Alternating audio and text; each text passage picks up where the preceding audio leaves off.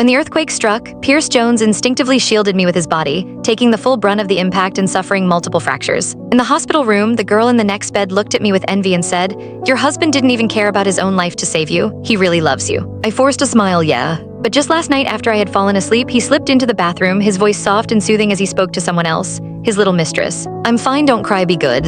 As long as I think of you, I'm not afraid of anything." Pierce and I grew up together, from childhood sweethearts to each other's first love. We had been together for 10 years, admired by everyone as the perfect couple. No one knew he had a mistress on the side, a girl who looked just like me when I was 18. Chapter 1. I discovered Pierce Jones' secret in the 5th year of our marriage. On my way back from a business trip, the bus I was on got into an accident. Fortunately, I had listened to Pierce and fastened my seatbelt as soon as I got on. Aside from a minor injury to my calf, I was fine. In the consultation room, a young girl in the next seat was on the phone, crying to her boyfriend. "It hurts so much, when can you come pick me up?" "Okay, I'll wait for you." She ended the call, her lips curling into a bright smile, eyes gleaming with joy at whatever sweet words her boyfriend had whispered to her. Then her gaze shifted to me and she spoke with innocent curiosity. "Miss, you're hurt too. Why didn't you call your husband to come get you?" I paused for a moment. "He's busy with work and doesn't have time." She tilted her head slightly, a hint of amusement tugging at her lips. "That's kind of sad." She was young and her attempt at showing off was as blatant as a child. I smiled unfazed. "Yeah, when you're young and in love, it's like you can't stand to be apart for even a second. When Pierce and I were 18, we were like that too."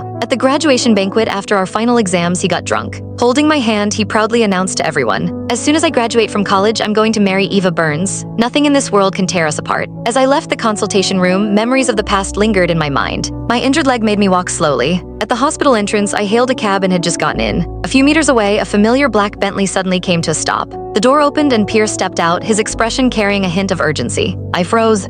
How did he know I was injured? Just as I was about to lower the window and call out to him, the young girl from the consultation room came running over and threw herself into his arms. Pierce took a step back, carefully avoiding the bandaged area on her arm before holding her tightly. Through the car door, their voices reached me, slightly muffled. "You're hurt and you're still being so reckless." The girl looked up at him, pouting. "I haven't seen you for days. Even if I'm injured, I still want a hug." His voice was filled with helpless affection. "I really can't take my eyes off you, not even for a second." He said the same words to me once when we were 20. That night, after a fight with my mom, I was thrown out of the house. With nowhere to go, I wandered the streets aimlessly. When I heard Pierce's voice, I thought I was imagining things. "Eva?" I looked up.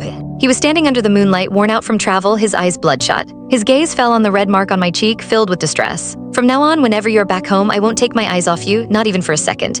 What? It was raining outside. When Pierce came back, I was curled up on the couch, hugging my knees. "Eva, you're home. Why didn't you turn on the lights?" He flicked the switch and the dark living room was instantly flooded with light. I stared at him in a daze. My gaze slowly traced over his face, inch by inch, searching for anything that was different from before. But there was nothing. He was exactly the same. Chapter 2. Pierce's gaze. Click the link on the homepage to watch the full follow-up for free.